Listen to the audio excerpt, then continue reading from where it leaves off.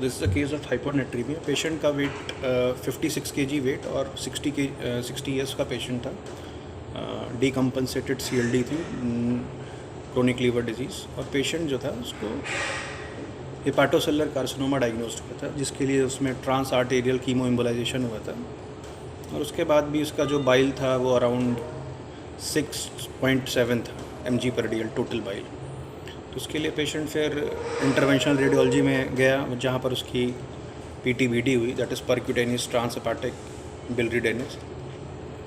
और उसके बाद उसका सोडियम कम आने लगा एंड सडनली द पेशेंट उसका बाइल बिलिरुबिन कम होने लगा after PTBD। But suddenly in ABG it was seen कि सोडियम जो लेवल था उसका वो दैट वाज नॉर्मल इनिशियली, वो कम होके 132 हो गया, then it becomes 129 and then it becomes 122। So from 132 then 129 then 122। तो इनिशियली सबको लगा कि क्योंकि CLD का पेशेंट था तो सबको ये लगा कि ये हाइपर वॉल्यूमिक हाइपोनेट्रीमिया है। लेकिन तो सबने क्या कहते हैं फ्लूइड रेस्ट्रिक्शन ऑर्डर कर दिया, फ्यूरिस्माइड स्टार्ट कर दिया, लेकिन उसके बाद भी सोडियम लेवल कम होता चला गया।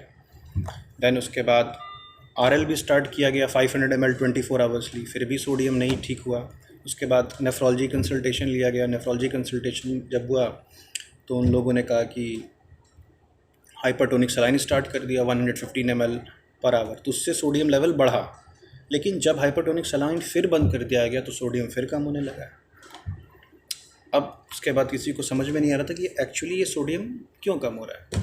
तो 2-3 डिफरेंशियल डायग्नोसिस बनाई गई। पहली डिफरेंशियल डायग्नोसिस में था SIADH। ये SIADH हो सकता है syndrome of inappropriate ADH secretion.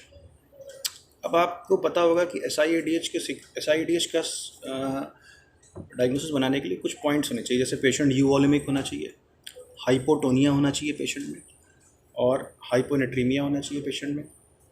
चौथा पॉइंट कि पेशेंट का पॉजिटिव फाइंडिंग्स होनी चाहिए, या तो कुछ SIADH जनरली पल्मोनरी डिसऑर्डर्स या ब्रेन के डिसऑर्डर्स या मेलिग्नेंसी या कुछ ड्रग्स होती हैं जो SIADH कॉज करती हैं, उससे रिलेटेड होता है। तो ये सब कुछ पॉजिटिव हिस्ट्री होनी चाहिए। Patient should not be a case of CLD, nephrotic syndrome और CHF, plus adrenal and thyroid function should be normal. तो ये सारी चीज़ें होनी चाहिए। और 20:100 रूल होता है, that is urine sodium should be more than 20 and urine osmolarity should be more than 100। ये चीज़ें ABG अभी मत करिए सिस्टर जी, अभी नहीं करिए, अभी मत करिए। हाँ जी, तो अभी सिस्टर जी लैक्टेट कम हो जाए फिर शिफ्ट कराते हैं। तो यूरिन उसका urine sorry I am really sorry, तो यूरिन सोडियम जो था उसका होना चाहिए, sodium should be more than 20 and urine osmolarity should be more than 100। तो ये सारी चीज़ें जब आपके पास होती हैं तब आप कहते हैं पेशेंट को SIADH है। अब यहाँ पे क्या क्या प्रॉब्लम्स आ रही थी कि पेशेंट CLD का था, तो CLD के पेशेंट में SIADH की डायग्नोसिस बनाना वैसे भी आप बड़ा मुश्किल होता है, तो वो पॉइंट नहीं मैच कर रहा था। दूसरा पॉइंट था कि यूरिन ऑस्मोलैरिटी 100 से ऊपर होनी चाहिए और 444 थी, वो भी मैच हो रहा था। बट यूरिन सोडियम 20 से ज़्यादा नहीं था, यूरिन सोडियम वॉज 10। तो इसलिए भी सेकेंडली SIADH के पेशेंट जो होता है फ्लूइड रिस्ट्रिक्शन और को अच्छा रिस्पॉन्ड करते हैं, बट ये फ्लूइड रिस्ट्रिक्शन को भी रिस्पॉन्ड नहीं कर रहा था।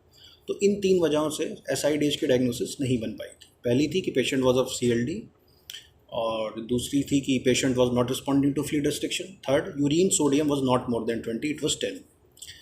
तो पेशेंट का जो यूरिन सोडियम था that was 8 and urine osmolarity was 444।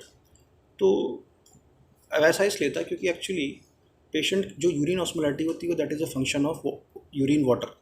Urine में वाटर का कंसंट्रेशन क्या है उसकी फंक्शन होती है। तो क्योंकि पेशेंट में ADH सिक्रीशन नॉर्मल था इसलिए उस वाटर एब्जॉर्ब हो जा रहा था, तो वाटर बहुत कम था यूरिन में, तो ऑस्मोलैरिटी उसकी जो थी ऑन द हाई साइड थी।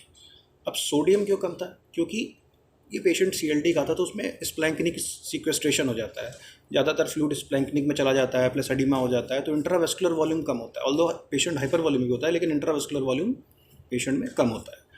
तो जो किडनी तक फ्लूइड पहुंचता है कम पहुंचता है, और इसको बोलते हैं sodium Avid stage of the kidney. Sodium Avid stage of kidney, तो इसमें सोडियम किडनी क्या करती है, सोडियम को एब्जॉर्ब कर लेती है ज़्यादा से ज़्यादा। तो इसलिए जो है यूरिन में सोडियम कम था। तो बहरहाल ये बना कि it is not a case of SIADH। फिर दूसरी डिफरेंशियल डायग्नोसिस थी कि दिस में be a case of pseudo hyponatraemia. अब सूडो हाइपोनेट्रीमिया इसलिए नहीं थी क्योंकि आपको पता है सूडो हाइपोनेट्रीमिया उन केसेस को बोलते हैं जिसमें सेरम ऑस्मोलैरिटी नॉर्मल होती है बट सेरम सोडियम कम होता है, बट यहाँ सेरम ऑस्मोलैरिटी भी कम थी, दैट वाज 265, तो it was a true hyponatraemia. तो वो भी डिफरेंशियल डायग्नोसिस हट गई, SIADH हट गया, ये और आपका सूडो हाइपोनेट्रीमिया हट गया। फिर हाइपर वॉल्यूमिया इसलिए हट गया क्योंकि अगर ये हाइपर वॉल्यूमिया की वजह से होता तो फ्लूइड रेस्ट्रिक्शन और फ्यूरोसेमाइड को देने के बाद रिस्पॉन्ड करता, तो दैट वाज अ वेरी, अब करें तो क्या करें। फिर देयर वाज स्टडी किया गया तो पाया गया कि हमारी बॉडी में बहुत तरीके के सीक्रेशंस होते हैं, कुछ सीक्रेशन में सोडियम बहुत ज़्यादा होता है, कुछ में कम होता है।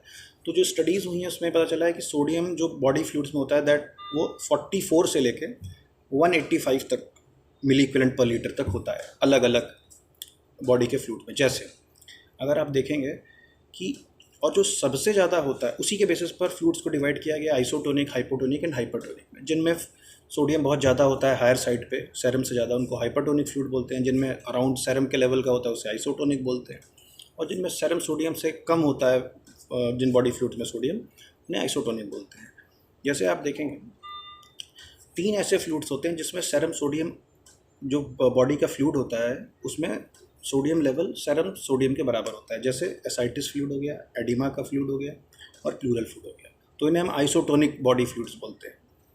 कुछ होते हैं जो हाइपोटोनिक होता है, इनमें सोडियम लेवल बहुत कम होता है, 60-70 ऐसे, जैसे गैस्ट्रिक सिक्रीशन हो गया, ड्यूडनल सिक्रीशन हो गया, तो इन्हें बोलते हैं हाइपोटोनिक। और जो बॉडी का फ्लूइड जिसमें सोडियम लेवल सेरम से बहुत ज़्यादा होता है अराउंड 180-185, उन्हें हम बोलते हैं हाइपरटोनिक।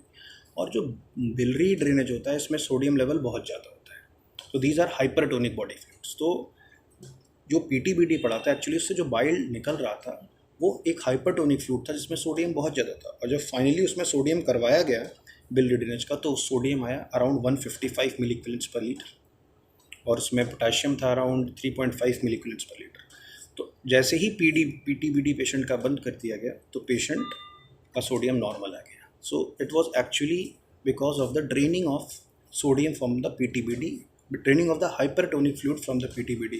तो डायग्नोसिस बन गई hypotonic hypovolumic hyponatremia. So this was a very important case. I thought I should discuss this with you. Thank you very much.